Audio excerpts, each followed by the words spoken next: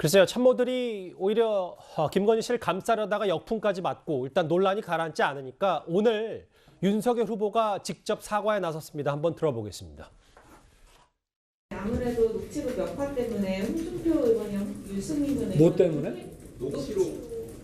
네네. 녹취록 문제는 법원에서 공개하지 말라고 하는 부분까지 또 공개를 안 하겠다고 해놓고 또 뭐 뉴스를 통해서 막 공개를 하고 참 이 공영방송으로서 좀 저희가 이해하기 어려운 그런 상황입니다만은 어쨌든 이 녹취록에 의해서 좀 마음이 불편하신 분이나 상처받으신 분에 대해서는 저도 국민의 입장에서 늘 죄송하게 생각을 하고 있습니다. 애둘러서 그 홍준표 의원과 유승민 전 의원에게 사과를 한 것 같습니다. 녹취록에 의해 상처받은 분께 죄송하다. 특히 꼭 집어서 이 굿했다. 이 경선 경쟁자들의 이 발언에 대해서 직접 사과한 건 또 윤석열 후보가 처음이더라고요. 저는 사과도 참 늦다. 이미 지난주에 방송이 됐는데 이제 와서 사과를 하고 그리고 국민의 입장에서 사과드린다라고 하는 것은 매우 잘못된 표현 같습니다. 예. 남편으로서 무한 책임을 집니다. 라고 말씀드리고 그것 때문에 상처를 입은 김지은 씨를 비롯해서 또 많은 분들에게 죄송합니다. 라고 말씀드리는 것이 맞아요.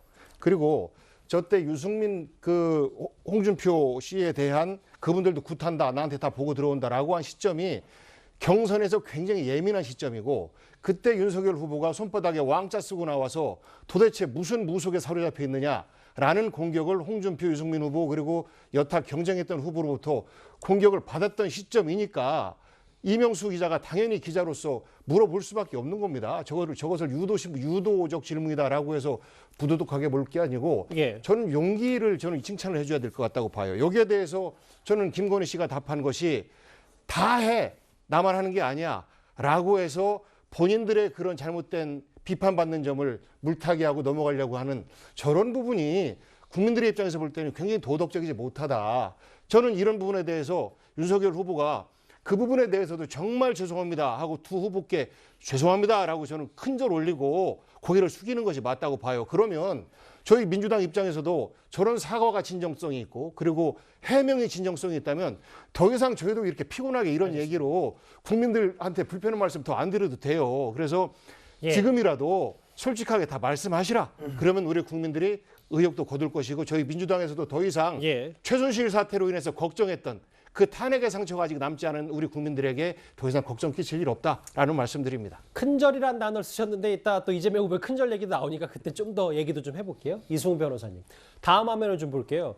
홍준표 의원 사실 지난주에 만나서 원팀 이제 거의 100% 되나 했는데 사실 공천 논란 때문에 좀 멀어졌고 유승민 전 의원 만나기로 했었는데 이게 지금 배우자의 굿 발언 때문에 이게 지금 사실 원팀이 꼬여가는 거 아닌가 좀 걱정도 국민의힘에서는 있는 것 같습니다. 네, 뭐 꼭 원팀이 꼭 필요한 건 아니지만 원팀이 될수록 강해질 수 있는 거지 않습니까? 그런 측면에서 각 당이 원팀이 되고자 하는 것은 맞는데 지금 보면 윤석열 후보의 어떤 소통이라든가 이런 리더십에 있어서 약간의 문제가 보인다. 어떤 문제냐? 김종인 전 위원장과도 계속적으로 다투면서 뭐 주접을 떤다면서 국민의힘에 가겠다 안 가겠다 이런 얘기들이 많이 있었지 않았습니까? 결국에는 갔다가 다시 이제 야인으로 가셨고 이준석 대표와도 굉장히 오랜 기간 어떤 좌충우돌하면서 헤어지려고 하다가 다시 이제 가고 있는 건데 그나마 이제 가고 있어서 다행인데 홍준표 후보와도 마찬가지거든요. 어떤 식사를 하고 홍준표 후보가 제안한 것들이 국정 운영 능력의 담보를 원한다. 국민들이 좀 불안해한다. 그리고 처가 비리에 대해서 엄단한다고 했을 때 굉장히 국민의힘의 윤석열 후보가 승리할 가능성이 있다. 이런 취지로 제안을 한 것 같은데 이것에 대한 답변은 없고 그 다음날 보면은 홍준표 후보가 공천을 요구했다. 그래서 구태다. 이렇게 나가고 있고 결과적으로는 사이가 멀어지고 있거든요. 그런 측면에서 결국에는 자신의 어떤 처가비리라든가 국정운영 능력에 대한 답변을 하지 않은 채 이걸 오히려 답변을 거부하면서 공천 문제로 홍준표 후보를 구태로 몰고 갔다는 이런 비판도 있기 때문에 결국에는 이런 것들이 향후 어떤 소통과 화합의 리더십에 있어서 윤석열 후보가 굉장히 부족한 게 아닌가 이런 문제가 듭니다. 이승훈 변호사님의 논평 가운데 그 김종인 전 비대위원장의 주접 그 발언은 윤석열 후보에게 직접 한 게 아니고 그 윤핵관을 통해서 나온 보도를 김종인 전 비대위원장이 그렇게 얘기했다. 제가 그렇게 좀 사실관계 다시 확인하겠습니다. 이 화면만 보고 이 주제 마무리할까요? 청년의 꿈, 그러니까 홍준표 의원의 소통 플랫폼에 윤핵관들이 준동해서 차라리 출당을 시켜주면 마음이 편하다, 이런 발언까지 했는데, 조금 전에 방송 시작 전에 중앙일보의 보도를 보니까 그 안철수 선대위에, 안철수 캠프에 합류한 최진석 서강대 명예교수 있잖아요. 네. 홍준표 의원이 이 최진석 교수를 만난 것 같더라고요. 이게 네. 의미가 뭐라고 봐야 되는 겁니까? 일단 지금 이제 홍준표 의원이 본인이 이제 이 윤석열 후보와의 만남에서 이진훈 전 구청장을 대구 중남구에 좀 공천해달라, 이런 이야기. 또 종로에는 이제 본인을 지지했던 최재형 전 감사원장 해달라, 이야기. 이게 이제 알려지면서 예. 본인이 어떤 청년의 꿈에 있던 20대들이 탈퇴를 많이 한다고 그래요. 왜 그러냐면, 아니 우리는 홍준표 의원이 이렇게 공정할 줄 알았는데 본인이 뒤로는 자기 사람 챙기는 이런 모습을 보면, 지금 사실 20대가 이게 취업 문제 때문에 뭔가 뭐 어떤 배경이 있다든지 뭐 이런 거를 해서 들어가 취업을 알선하는 걸 굉장히 싫어합니다. 또 이것도 마찬가지예요, 정치적으로. 그러니까 본인이 실컷 이야기를 해놓고 이 사람 두 사람 좀 넣어주라, 이렇게 이야기하는 게 과연 맞느냐라는 때문에 청년을 꾸면서 많은 보니까 청년들이 많이 탈퇴를 하고 있는데, 자, 이런 상황에서 이제 지금 본인은 출당시켜달라, 이렇게 이야기하다 보니까 오늘 그 본인 이제 의원회관 사무실로 최진석 이 교수가 이제 방문을 했다고 그래요. 그러니까 왜냐하면 지금 굉장히 민감한 시점 아니겠습니까? 그러니까 본인도 그런 이야기를 합니다. 차라리 지지자들한테 안철수 지지하지 말라는 이야기를 못하겠다, 이런 이야기까지 하고 있습니다.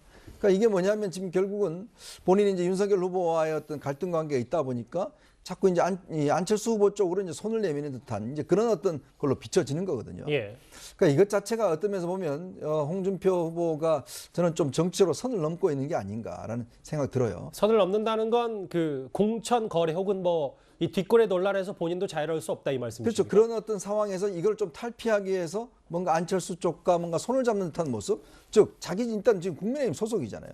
자기 당의 후보에 대해서 그동안도 계속 비판해 왔지만 예. 이번에 뭐 가려고 그러다가 이제 깨지니까 또 이제 어떤 면에서 안철수 후보 쪽으로 손을 내미는 이런 모습이 과연 홍준표 후보의 이 의원의 정적인 행보가 과연 어떤 올바른 것인가, 공정한가, 이런 부분에 대한 아마 많은 청년들의 의문이 있을 거라고 저는 생각이 듭니다. 이른바 무속 논란으로 시작된 얘기, 홍준표, 유승민, 이 거론된 두 인물도 강하게 반발했는데요.